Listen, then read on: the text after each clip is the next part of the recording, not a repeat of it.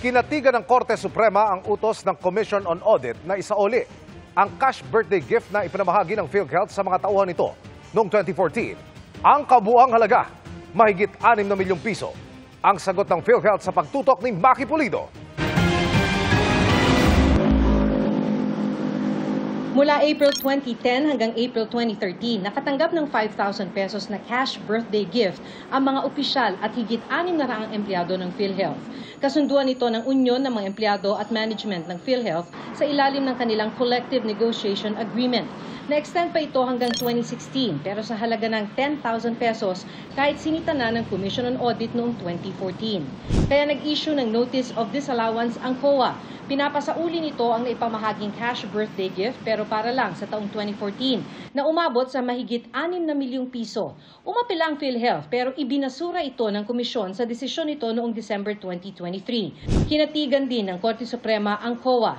Sabi ng COA, dahil wala naman ang cash birthday gift sa listahan ng mga exempted na allowance sa Salary Standardization Law, may tuturing itong double compensation.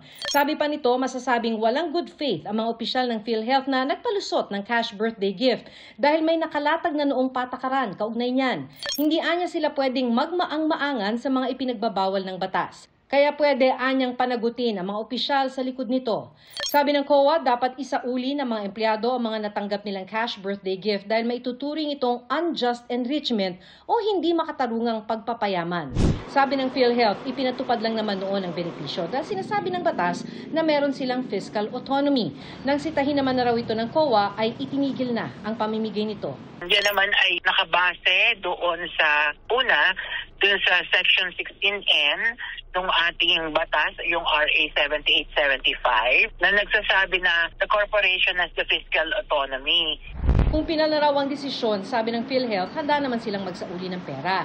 Pag-aaralan lang daw nilang mekanismo, pati ng pagsauli ng pera ng mga opisyal at empleyadong wala na sa PhilHealth. The refund would be coming from the employees, not from the fund of the PhilHealth. Para sa GMA Integrated News, Maki Pulido, nakatutok, 24 oras.